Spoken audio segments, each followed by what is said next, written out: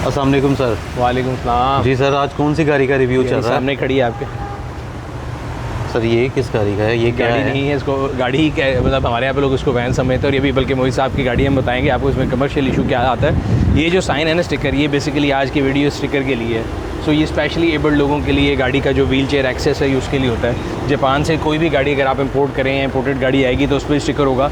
हमारे मुल्क में ऐसा ना तो बिल्डिंग में कोई एक्सेस दिया जाता है, ना ही अक्सर रेस्टोरेंट्स में दिया जाता है, और ना ही गाड़ियों में दिया जाता है। तो ये वीडियो जो है मेरे ख्याल से उन तमाम अरबाब इख्तियार के लिए है जो कि बाकी कई चीज़ों पे हम बहुत ज़्यादा सेहत के ऊपर काम करते हैं, हम लोगों की सेहत के बारे में बहुत ज़्यादा कंसर्न भी होते हैं। कोविड में लोगों के कारोबार भी बंद करते हैं। अगर हम नहीं काम करते और नहीं बात करते तो इनके बारे में नहीं करते जो स्पेशली एबल्ड लोग हैं। और ये हकीकत दुनिया जब से शुरू हुई है तब से है और आज तक चलती आ रही है। और मेरे और आप में से किसी के साथ भी हो सकता है, किसी हादसे के तौर पे अगर किसी की कोई टांग ख़राब हो जाती है या कोई एलिमेंट होती है, जब टेम्परेरीली हमें कोई क्रंचेस के साथ चलना पड़ते हैं, कोई परेशानी होती है, तो पता लगता है कि सेहत कितनी नेमत है। तो ऐसे लोग जो कि अल्लाह की तरफ से जिनको एक स्पेशली एबल्ड लोग कहा जाता है, या अगर टेम्परेरीली या परमानेंटली अगर वो किसी तरह से भी किसी बिल्डिंग में जाना चाहते हो तो उनके लिए एक्सेस के लिए कोई जगह नहीं है। इसी तरह हमारे यहाँ पे ट्रांसपोर्ट के अंदर भी ख़ास तौर पे जिस तरह मैं आपको स्टिकर बता रहा हूँ, ये जापान में तो है लेकिन पाकिस्तान में इसकी कोई इस तरह लीगल वो नहीं है, हालांकि होना चाहिए। तो चलते हैं, हमारे दोस्त हैं मोहित, उनकी गाड़ी है और उनसे बात करते हैं और देखते हैं कि गाड़ी में क्या क्या चीज़ें डिफरेंट है और क्या क्या मसाइल जो है अभी हम आपको बता रहे थे कि आप भी इसको वैन कह रहे थे तो क्या होता है। आए चलते हैं। अस्सलाम वालेकुम भाईजान, क्या हाल है? ठीक ठाक है, खैरियत से हैं? मैंने कहा आपसे पहले बता दें, हम इंट्रो में बता के ये आए हैं, ये मुझे ये कह रहे थे कि यार ये वैन है कि गाड़ी है। मैं कहा ये तो फटा है कि हम इसको गाड़ी कहते हैं। और पाकिस्तान में ख़ास तौर पे जो है ये जो आगे स्टिकर लगा हुआ है कि आपने गाड़ी का जो व्हील चेयर एक्सेस वाला है, सो स्पेशली एबल्ड लोगों के लिए दुनिया में तो हम जाते हैं जो अगर जो कहते हैं ना मुहज़्ज़ब माशरे और जो तरक्की याफ्ता मुल्कों में फ़र्क बेसिक ही है। मुझे ये लगता है कि उन्होंने जो है ना हर चीज़ के लिए एक वो बनाया हुआ है रूल। अब हमारे यहाँ जिस तरह बिल्डिंग्स हैं उनमें भी व्हील चेयर एक्सेस नहीं है, हमारे यहाँ 90% ऑफ रेस्टोरेंट्स में भी नहीं है, इवन कई यूनिवर्सिटीज़ में भी नहीं है। और गाड़ियों में जिस तरह ये बाहर स्टिकर लगा हुआ है, जापान से मेरी इन्फॉर्मेशन यही है कि जापान में जितनी भी ऐसी गाड़ी हैं जिनके अंदर व्हील चेयर एक्सेस है तो उसमें लगा होता है। पाकिस्तान में ऐसा कोई लॉ नहीं है, ऐसा कोई रूल नहीं है। सो मैंने ये वीडियो का इंट्रो यही दिया है कि ये उन लोगों के लिए जो अरबाब इख्तियार हैं कि वो जागें और इसके बारे में थोड़ा बहुत रूल भी बनाएं। सो शुरू करते हैं रिव्यू जिस तरह हम बेसिकली नॉर्मल करते हैं। सबसे पहले आप ये बता दें कि गाड़ी का जो ये मेक मॉडल वेरिएंट है क्या, फिर आगे डिस्कशन में जो है ना। सर ये 2018 की टोयोटा हाईएस है, TRX 200 इसका चेसिस कोड है। ठीक है। और ये वेल कैब एडिशन है, इसके अंदर आपको जिस तरह देख सकते हैं हैंडीकैप लोगों के लिए ये। और ये व्हील चेयर की लिफ्ट है इसकी ऑटोमेटिक, जो व्हील चेयर समेत आपको शिफ्ट नहीं करना पड़ता, आप व्हील चेयर समेत इसके अंदर आ सकते हैं। ठीक है। सो ये जो इसके अंदर आपने इसका चेसिस कोड बताया है, इसमें 2-3 चेसिस कोड आते हैं, वो मेरा ख्याल है सिग्निफाई करते हैं। 2-3 नहीं आते हैं, कुछ 10-15 अच्छा, है इसके। पाकिस्तान में ज़्यादातर 2-3 ही सुनने में आए, बिकॉज एक होता है जिसके अंदर मेरा ख्याल है 2.7 इंजन आता है पेट्रोल, हाँ जी, एक में 3 लीटर आता है। तो ये डीजल वाला है कि पेट्रोल वाला? ये पेट्रोल वाला है, इसके अंदर 1TR इंजन है। 1TR वही इंजन है जो प्राडो में भी आता है, अल्मरचूर फॉर्च्यूनर में भी आता है। 2.7 नहीं 2.0। अच्छा वो ये 1TR आपने बताया? हाँ जी, वो 2TR है, वो 2TR है, बिल्कुल सही कह रहे हैं। ये 2TR है और ये पेट्रोल 2000 सीसी है। सही है। अच्छा, ये तो फिर बड़ा रेयर इंजन है, ये वो मशहूर ज़माना इंजन नहीं है। ऐसे ही है। ठीक है। अच्छा, तो सबसे पहले ये बताइएगा कि जी ये जो गाड़ी है आपने जब इंपोर्ट की थी तो इसके अंदर जो ये चेंजेस हमें नज़र आ रहे हैं ये पहले से थी कि आपने खुद किया? सर मैंने सिर्फ इसका ये जो रूफ आप देख सकते हैं ये मैंने ब्लैक करवाया और स्टार लाइट्स करवाई हैं। ठीक है। इसके अलावा इसको मैंने कुछ भी नहीं करवाया हुआ। सही है। और ये कंपनी फिटेड, ये जापान में वेरिएंट आता है जो हैंडीकैप लोग हैं उनके लिए। सही है। जिसके अंदर ये lift by default factory installed होती है। ठीक है। और इस लिफ्ट के साथ आप जो है अपनी व्हील चेयर को बस उस पर रखते हैं और वो ऑटोमेटिकली इसको लिफ्ट करके वो हाइड्रोलिकली अंदर आ जाती है और बाहर भी चली जाती है। अच्छा, ये मेरा ख्याल है जो ये स्पेशली एबल्ड लोगों के एक्सेस के लिए या व्हील चेयर के एक्सेस के लिए, उन लोगों के लिए जो कि खुद नहीं आ सकते, मल्टीपल गाड़ियाँ, ये तो एक बड़ी गाड़ी है इसमें तो लिफ्ट के साथ आ जाता है, वरना मैंने एक रेक्टस भी देखी थी दोस्त के लिए, उसमें भी ये था। फिर एक पासो में एक एडिशन आता है जिसकी सीट जो है वो घूम के बाहर आ जाती है। वो सीट वाला एडिशन है वो ऑलमोस्ट सब गाड़ियों में जापान में आता है, जितनी भी की कार्स हैं सब में है वो। लेकिन उसका मसला ये है कि वो कुछ खास डिसेबल्ड लोगों के लिए जो शिफ्ट हो सकते हैं आसानी से। ठीक है। जो बिल्कुल शिफ्ट नहीं हो सकते उनके लिए ये ज्यादा सूटेबल। हाँ, क्योंकि वो उन लोगों के लिए जिनको वो व्हील चेयर के बगैर उस पर बैठेंगे और वो उनको अंदर ले जाएगी, जैसे ज्यादातर बूढ़े लोग होते हैं जिनको जोड़ों में भी प्रॉब्लम है ये वो। लेकिन ये जो आप बता रहे हैं, बट इसके लिए अगेन ये गाड़ी हो गई, रेक्टस होगी, it has to have a bigger size जिसमें व्हील चेयर पूरी। ये जो जिसमें ये आता है इलेक्ट्रिकल वाला सिर्फ इसमें आता है, बाकी जो मैनुअल है वो आता है एवरी में, सही है। और इस तरह 2-3 गाड़ियों में आता है, निसान सरीना में आता है। वही मैं कह रहा हूँ, जितनी भी गाड़ियाँ हैं वो उनके अंदर एक इतनी स्पेस होनी चाहिए ऑब्वियसली कि जिसके अंदर व्हील चेयर आ सके। ठीक है। अच्छा, ये जो म्यूजिक सिस्टम साथ नजर आ रहा है ये भी इसके साथ था कि आपने लगाया? नहीं, ये मैंने खुद लगाया। और ये जो सारी ये ट्रे बनी हुई है लोहे की, ये मैनुअल व्हील चेयर अगर आप कैरी कर रहे हैं तो ये उसको रखने के लिए था। तो ये भी इसके अंदर पहले से था कि आपने लगाया? ये इसके अंदर आता है साथ। अच्छा, तो अब आप इसमें सबसे पीछे बैठे हैं, तो यहाँ पे जो एसी है इसका थोड़ा गाड़ी का भी साथ रिव्यू कर लेते हैं। तो ये एसी के जो वेंट है ये पीछे वाले यहाँ तक थ्रो इनकी आ जाती कि नहीं? सर एसी परफॉर्मेंस इसकी काफ़ी अच्छी है, थ्रो तो एज सच नहीं आती लेकिन सही है एसी परफॉर्मेंस। वरना होता है ना कि रेयर तक भी एसी अगर वेंट आ जाए तो ज़्यादा इजी। सर वो जो अभी हम बात कर रहे थे कि वो दूसरा जो यहाँ पे एडिशन आता है 224 जिसको कहते हैं, जी, उसमें यहाँ पे होते हैं, बट उसमें व्हील चेयर एक्सेस नहीं, उसमें नहीं है। ठीक है। अच्छा, अगर इसकी हम ऑप्शंस की बात कर रहे थे, ये गाड़ी ऑटोमेटिक है मैनुअल है? ऑटोमेटिक है। ऑटोमेटिक है। अच्छा, और इसके अंदर एंड्रॉइड तो बाद में लगा हुआ है। बाकी ये जो छत के ऊपर ये एसी के वेंट के अलावा ये जो दूसरे वेंट है ये किस चीज़ के लिए? ये एग्जॉस्ट के लिए। एग्जॉस्ट के लिए जी। ठीक है। अच्छा, तो काफ़ी उसमें अक्सर लोगों ने ये रेयर एंटरटेनमेंट वगैरह लगाया होता है, तो आपने वो नहीं लगाया? आपने छत पे लाइटें सर वो बिल्कुल मुझे मिल नहीं रहा था, मैंने बिल्कुल कहा हुआ है जिस तरह ही सोर्स होगा मैं इंशाल्लाह लगाऊंगा वो भी। तो अभी आप कितना अर्सा हो गया इसको यूज़ करते हुए? सर मुझे 5 मंथ्स हो गए। अच्छा, इससे पहले आप कौन सी गाड़ी इस्तेमाल करते थे? सर अल्हम्दुलिल्लाह गाड़ियाँ पैशन है, ड्राइव तो नहीं कर सकते लेकिन नहीं, जिसके अंदर आपकी व्हील चेयर आ जाए? नहीं, वो नहीं थी। सो आपने सोचा कि यार मुझे ऐसी गाड़ी चाहिए जिसके अंदर मैं अपनी व्हील चेयर लेके जा सकूं? बिल्कुल वो बगैर स्टाफ के पेरेंट्स के साथ अगर मूव करना हो, वो सारी बात है, एजेंट है वो नहीं शिफ्ट कर सकते, तो उसके लिए इजी है। ठीक है। तो ये आपने खुद इम्पोर्ट की फिर? बिल्कुल। और ये एक अंदाज़न मैं सिर्फ ये पूछना चाह रहा हूँ लोगों के लिए भी जो करना चाहें, जैसे आपने बताया कि डिफरेंट गाड़ियाँ अवेलेबल हैं, ऑब्वियसली आपने पूरा होमवर्क किया होगा। So the cheapest car which one can import which has a wheel chair access? Suzuki Every. अच्छा जी, जिसमें उसमें ऑटो लिफ्ट तो नहीं होगी? ऑटो लिफ्ट नहीं होगी। और वो कितने की होगी? वो 2.2 मिलियन 2.5 मिलियन कह रहा हूँ। ठीक है। और उसके बाद ऑप्शंस कोई खास नहीं है। सही है। तो मेरा ख्याल है यही चीपेस्ट ऑप्शन है फिर उसके बाद। और ये कितने की कॉस्ट करती है? ये करती है 7.5 to 8 मिलियन। ठीक है। और उसमें स्पेशली एबल्ड लोगों के लिए अगेन कोई रिलैक्सेशन नहीं रूल की? सर ये थोड़ा सा आपका टाइम इसमें मैं चाहूँगा बोलने के लिए। ऑल टाइम सर ये काफ़ी लोग बेसिकली मैं खुद इम्पोर्टर हूँ, तो मुझे काफ़ी लोग पूछते हैं कि आप डिसेबल लोगों को क्या छूट है इसमें इंपोर्ट करने में। सर इसमें बहुत टफ रूल्स हैं गवर्नमेंट के, कोई हमें छूट नहीं दी हुई इन्होंने। वो एक ख़ास कहते हैं कि जी एक ख़ास डिसेबिलिटी है, उसके लिए आपका ड्राइविंग लाइसेंस चाहिए इंपोर्ट करने के लिए ना। वो जो रूल है वो मैं बता देता हूँ। वो बेसिकली वो एक तो मुझे इस वर्ड से बड़ा इशू है कि वो डिसेबल्ड क्यों कहते हैं। It's specially abled. You are more smarter than me. मैं ये मतलब I have no doubt in saying this on camera कि आप मेरे से बहुत ज़्यादा स्मार्ट आदमी हैं। तो you are specially abled, you not disabled. पहली बात तो ये है। सो वो एक जो कोटा आया था उसमें होता ये कि जी आप 1300 सीसी तक गाड़ी मंगा सकते हैं, वो 0 मीटर हो, और वो आप 5 साल तक बेच नहीं सकते, नॉन ट्रांसफरेबल होती है, और उसके लिए आपको मिनिस्ट्री ऑफ इंटीरियर से, मिनिस्ट्री ऑफ हेल्थ से और पता नहीं कहाँ से अप्रूवल लेनी है। इट्स अ लॉन्ग प्रोसेस और बहुत मुश्किल काम है उसको लेना।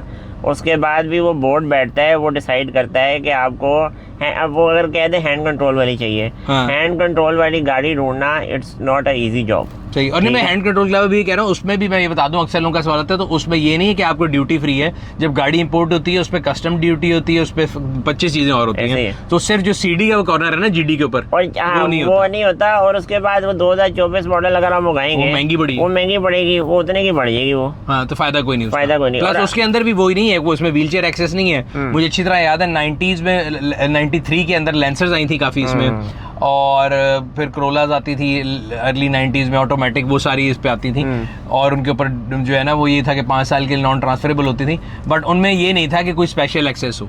स्पेशल एक्सेस का कोई सीन नहीं है। तो अब आप ये बता रहे हैं कि इसको इंपोर्ट करने में गवर्नमेंट की तरफ से कोई रिलैक्सेशन? सर मैं बता रहा हूँ कि ये कमर्शियल में भी नहीं आती, ये कमर्शियल की ड्यूटी कम है। जो 224 इधर ग्रैंड कैबिन मशहूर है, उसकी ड्यूटी कम है। सही है। इसकी मैंने ड्यूटी ज्यादा दी हुई है। ठीक है। फिर भी आपको आप बता रहे थे सड़क पे रोक के वो कहते हैं जी कमर्शियल है, इसका क्या है? हाँ, वो देखें यहाँ पे कोई अवेयरनेस नहीं है, और यहाँ पे ये कॉन्सेप्ट ही नहीं है कि ये हाईएस्ट प्राइवेट भी हो सकती है। ठीक है। इसका हर जगह टोल टैक्स ज्यादा है। ठीक है। आप कार्निवल, इससे ज्यादा सीट्स हैं कार्निवल में, उसका नॉर्मल गाड़ियों वाला है। हालांकि वो मजे की बात बताऊँ, वो कमर्शियल की ड्यूटी पे क्लियर होती है। हाँ तो उसका उसकी 11 सीट जो थर्ड रो वो डाली इसलिए की ताकि वो कमर्शियल पे हो। सर उसका रिंग रोड M2 हर जगह नॉर्मल वो है टोल, इसका डबल है। क्यों?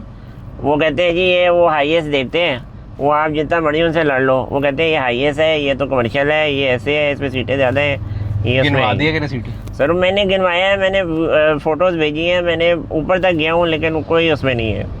वो मेरा उन्होंने हर दफ़ा का फटा ही है। सर वो एक साइज़ को चाहिए ना कि थोड़ा सा डिफरेंट कर दें, या तो नंबर प्लेट का कलर डिफरेंट कर दें कमर्शियल का। कमर्शियल की सीरीज फर्क होती है? सर वो किसको पता है? सर आपको पता है, मुझे पता है, किसी और को तो वार्डन जो बाहर खड़ा है उसको तो नहीं पता। सही है। तो वो ऐसे ही, उसके बाद इसके साथ और बहुत मसले हैं। अब मैं दोस्तों के साथ मरी चला गया, ठीक है। सर मरी जाने नहीं दिया। क्यों? वो कहते हैं जी हाईएस्ट अलाउड नहीं है, ऊपर कमर्शियल अलाउड नहीं है। उनको समझाया, उनको दिखाया, जो उनके वार्डन्स के जो ट्रैफिक वार्डन के बड़े थे उनको दिखाया, बाहर निकल के दिखाया, कहते हैं नहीं जी वो चीफ मिनिस्टर आई हुई है, अलाउड नहीं है। अच्छा यही अगर मतलब मेरे पास एल्फर्ड है, अगर एल्फर्ड होता उसको नहीं सर काउंट नहीं करते? रोकते, कार्निवल को नहीं रोकते, किसी गाड़ी को नहीं रोकते। अच्छा अब इस गाड़ी का आप क्योंकि आप इसको ड्राइवर के साथ यूज़ करते हैं, सो कंफर्टेबल के लिहाज से अगर देखा जाए तो इसकी जो इन्होंने लॉक वगैरह दिया है ये तंग तो नहीं होती है कि कभी आगे पीछे हिल रहा सर है? ये व्हील चेयर नहीं मूव कर सकती, लेकिन थोड़ी सी राइड इसकी ज़रूर बम्पी है। सही है। थोड़ी तो नहीं, काफ़ी बम्पी है। क्योंकि इसमें वो नहीं है एयरमैटिक सस्पेंशन ही, मैं इसीलिए पूछ रहा था बिकॉज जो एल्फर्ड आता है उसके अंदर जो है वो शॉक्स दूसरे भी स्पोर्ट्स भी है, एयरमैटिक भी आता है। बिल्कुल ऐसे ही, तो इसकी राइड काफ़ी बम्पी है।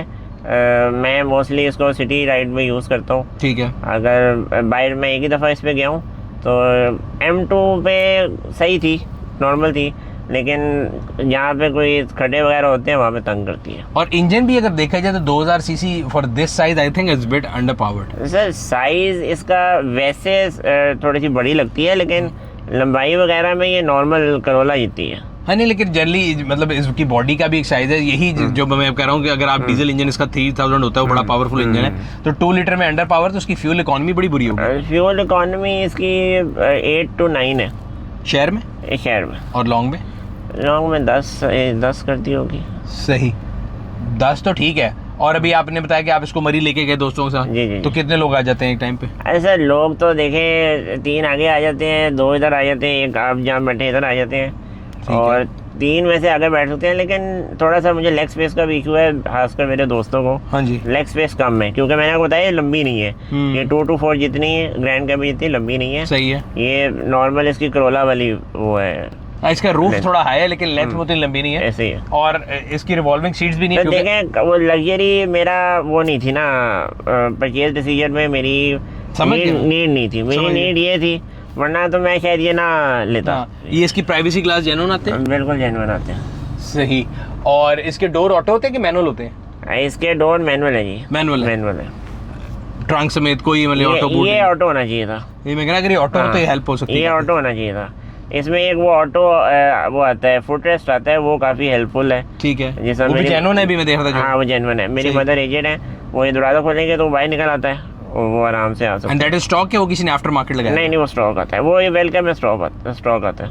ठीक हो गया। अच्छा इसको ये जो ऑपरेट करने का प्रोसीजर है sir, there is a remote there, वो आप दबाएं तो ये अब बाहर आ जाती है। इजी है कि इसके लिए भी कोई साइंस समझनी पड़ती है? इट्स वेरी इजी, बिकॉज इनकी जो ज़्यादातर चीज़ें होती हैं और मैनुअल होती हैं वो जापानी में होती हैं, तो वो तो समझ नहीं आती, बंदा गूगल ट्रांसलेटर लेके लगा रहता है। ऐसे ही है, वो शुरू में थोड़ा सा मसला होता है, बाद में सही है।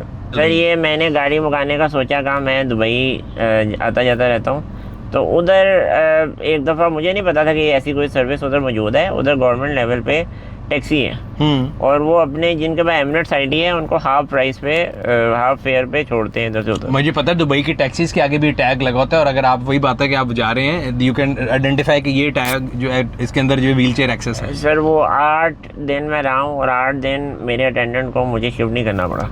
मैंने सोचा यार ये तो बड़ी अच्छी बात है, फिर वो उधर से इंस्पायर होकर मैंने इधर। सर ये मेरे ख्याल है मेजर जो बात है ना, हम जो अक्सर कह रहे होते हैं कि तरक्की याफ्ता और तरक्की पजीर में जो मेजर डिफरेंस है वो नज़र आ जाता है ऐसी जगहों पे जाके। ऐसे ही है ये, अभी मुझे लगता है कि 20 साल 30 साल लगेंगे हमें उस लेवल तक जाने में। चले जाएँ, अगर मैं कह रहा हूँ कोशिश करके चले जाएँ तो बड़ी बात है, लेकिन मेरा वीडियो को बनाने का मकसद यही है, और आपसे ये डिस्कशन करके इस बात को मतलब क्रिटिसाइज करने का मकसद ये कि लोगों को एक वेकअप कॉल दी जाए कि दिस इज़ अ रियलिटी। मैं यही सोचता हूँ कि मेरे पास तो काफ़ी रिसोर्सेज हैं, वो मेरे पास बंदे हैं, हर चीज़ है, मैं मैनेज कर लेता हूँ। लेकिन जिस बेचारे के पास नहीं है ये सारी चीज़ें, वो किस तरह मैनेज करते होंगे? It is very difficult, 10 times more difficult. उम्मीद करते हैं शायद ये वीडियो कोई ऐसा शख्स जरूर देखे जो कि इसको पॉजिटिवली ले। अगेन हमारा किसी से कोई पर्सनल ना ग्रज है ना कोई लड़ाई है, मैं तो ये पॉइंट उठा रहा हूँ कि भाई हम इसकी बेहतरी ला सकते हैं हाँ जी, और लोगों की ज़िंदगी आसान कर सकते हैं। तो मतलब इसकी जो वो है मेंटेनेंस वगैरह वो कहाँ से कराते हैं सर? वो आफ्टर मार्केट ही करवाते हैं। टोयोटा पे नहीं जाती? सर मैं जैसे कि खुद कार ट्रेड में हूँ तो मुझे सारे पता है इन एंड आउट, तो ज़्यादातर मैं खुद ही करवाता हूँ। अगर डीलरशिप पे भेजें तो डू दे कैटर? कभी इत्तेफाक नहीं हुआ तो obviously they will cater, Toyota है तो ऑब्वियसली। और इसके पार्ट्स जो हैं, इंजन के पार्ट्स, वो आराम से मिल जाते हैं कि नहीं? सर बिल्कुल मिल जाते हैं। जिस तरह एयर फिल्टर, ऑयल फिल्टर, इस तरह टोयोटा की काफ़ी गाड़ियों में क्रॉस लिस्टेड भी होते हैं। सर ये सर ऑलमोस्ट सबका सेम है। सही है। हाँ सबका सेम। और एक एवरेज सर्विस है, बिकॉज अभी आप 5 महीने से चला रहे हैं, तो क्या एवरेज ऑयल चेंज क्या कॉस्ट करता है? इसका average oil change around 10,000 for 5,000 kilometre वाला कि 5,000? 3,000? तो 2 रुपये पर किलोमीटर, वो तो ज़्यादा नहीं है। वो 10-40 डलता है इसमें, 10-30, 10। वो मैं कह रहा हूँ वो ज़्यादा तो नहीं है। और जो बाकी बॉडी पार्ट्स हैं, खुदा ना खासा लाइट शाइट ये वो, अगर कोई मोटरसाइकिल वाला आते आते लग जाए, जो हमारे मुल्क में अक्सर होता है, आप सिग्नल पे खड़े हो जलते जलते प्यार से चले जाते हैं, सर वो मिल ये जाती है? इसके तो सारा कुछ सिंपल है, ये तो मिल जाएगी। इसमें 1-2 चेसिस कोड आते हैं, 219 है, 214 है, उसकी HIDs वगैरह होती हैं, वो उसकी नहीं मिलती, इसकी मिल जाएगी। बाकी लाइट यानी क्रॉस वो इंजन साइज के वो तो फर्क नहीं है। हाँ वो तो फर्क नहीं है। टोयोटा वाले भी देते हैं मेरा ख्याल है ये गाड़ी? बिल्कुल नहीं, टोयोटा अब तो इसका नया शेप आ गया। नया शेप देता है, वो भी नहीं देता मेरे जो इम्पोर्ट के हालात है, वो भी नहीं देता। अच्छा, ये वैसे मैंने देखा काफ़ी इदारों में यूज़ होती है, ट्रैफिक पुलिस के पास भी हैं, जितने डिफरेंट इंस्टीट्यूट्स हैं उनके पास भी हैं, लोगों ने एम्बुलेंसेस के लिए भी इसको यूज़ किया, तो बड़ा ये प्लेटफॉर्म जो है बड़ा सॉलिड है। बिल्कुल ऐसे ही है, बिल्कुल ऐसे ही है। लेकिन यहाँ पे इसका ज़्यादा पर्सनल यूज़ नहीं है, जिसकी वजह से काफ़ी मुश्किलात फेस करनी पड़ती हैं। यहाँ पे कुछ लोग ही इसको पर्सनल यूज़ में रखा हुआ है। किसी PSV लाइसेंस मांगते हैं, आपको बताया है, पब्लिक सर्विस लाइसेंस, हालांकि उसका जरूरत ही नहीं है ये। तो अगर आपकी, अच्छा मेरा एक सवाल है, आपको उन्होंने रोकना उनका राइट है, रोक के उन्होंने चेक किया, आपकी रजिस्ट्रेशन बुक पे लिखा हुआ है कि यार ये डोमेस्टिक व्हीकल है, कमर्शियल नहीं है, इसका नंबर प्लेट रेगुलर है, इसका टोकन ज़्यादा है, तो all depends on the mood off the officer. ठीक है, अगर वो आएगा, वो देखेगा, वो मुझे देखेगा, लिफ्ट को देखेगा, अगर उसका मूड अच्छा है तो जाने देगा, वरना उन्होंने चलान करना है and they don't care about it. मजे की बात है कि वो आपको देखे, हमने कोई कार्ड थोड़ी खेल रहे कि हमसे वो देखे, भाई हम we are like any other person. ऐसे ही है, ठीक है। तो हमने एक लीगल लॉ के ऊपर बात कर रहे हैं, वो देख के यहाँ पे तरस क्यों खाए भाई? सर बात पता क्या है, आप यहाँ तो फिर आप अपना 1 घंटा उधर वेस्ट कर लें, यहाँ बस 5-10 मिनट में जो है उसको खत्म करके चले जाए। तो अगर आप उनको समझाने की कोशिश करें तो नहीं समझते? सर मैं आपको बताया, मरी में टुक मी अराउंड 3 आवर्स, मैंने उधर वेट किया। I had to go to to use the rest area. सही है, वो कोई चक्कर नहीं, 3 घंटे I was on the road. सही है, और बिल्कुल उन्होंने मुझे कैटर नहीं किया। कोई हालांकि प्राइवेट गाड़ी है, स्पेशल व्हीलचेयर वाली गाड़ी है, फिर भी कुछ भी उनको असर नहीं हुआ इसका। चलें, उम्मीद करते हैं कि सर ये पाकिस्तान के अंदर जो है ना आहिस्ता आहिस्ता इसकी भी अवेयरनेस आए कि जो लोग होते हैं, जो स्पेशली एबल्ड होते हैं, जिनकी स्पेशल नीड्स होती हैं, उनको कैटर करना भी रियासत की उतनी जिम्मेदारी है जितना किसी आम बंदे को करना। बल्कि इनफैक्ट हमें कोशिश ये करनी चाहिए, बिकॉज हम दुनिया में देखते हैं कि दुनिया में स्पेशली एबल्ड लोगों को एक स्पेशल ट्रीटमेंट दी जाती है, और बेशक वो लाइन हो, बेशक वो पार्किंग हो, कई जगह पे, बल्कि हर जगह पे उनके लिए प्रायोरिटी रखी जाती है।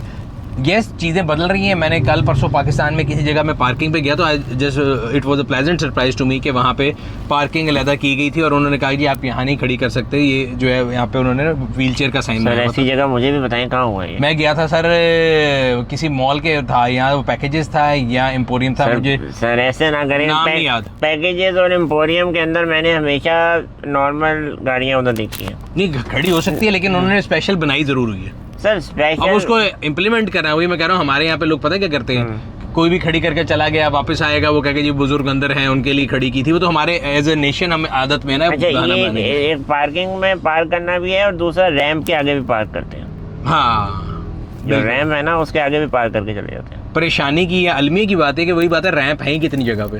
हाँ, जहाँ पे है उधर आगे गाड़ी लगी होती है।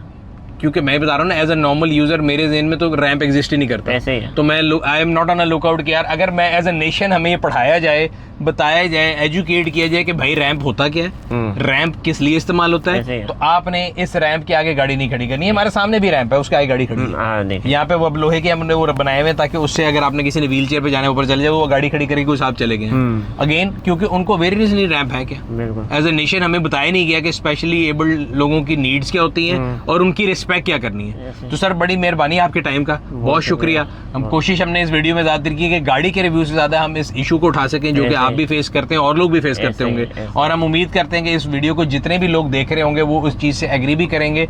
और अगेन मकसद किसी को क्रिटिसाइज करना नहीं है, हम सारे इस कौम को, हम अक्सर लोग कहते हैं ना ये पाकिस्तान में यही होता है, मैं कहता हूँ ये पाकिस्तान कौन है, मैं और आप है, हम मिलके बनाते हैं। तो हम अगर अपनी इस्लाह कर लेंगे तो पूरा पाकिस्तान ठीक हो जाएगा। तो हम कोशिश करें कि लोगों के लिए ज़िंदगी को आसान बनाएं। अगर हमें किसी जगह पर रैंप नज़र आ रहा है तो उसके आगे अपनी पार्किंग ना करें। जिस तरह भाई ने बताया कि जो स्पेशली एबल्ड लोगों के लिए पार्किंग है वहाँ पे लोग नॉर्मल पार्किंग करके चले जाते हैं, वो ना करें और एक रिस्पॉन्सिबल सिटीजन होने का सबूत दें। तो बहुत शुक्रिया सर आपके टाइम का। उम्मीद करते हैं कि लोगों को इस वीडियो से फ़ायदा भी होगा। और अगर अभी तक आप लोगों ने हमारे यूट्यूब चैनल को सब्सक्राइब नहीं किया हुआ, सब्सक्राइब कर लें, बेल आइकन पर क्लिक कर लें ताकि आपको तमाम वीडियो के बारे में नोटिफिकेशन मिलता रहे। आपसे अगली वीडियो में फिर मुलाकात होगी, तब तक अपना और अपने गिरद में लोगों का ख्याल रखिएगा। शुक्रिया।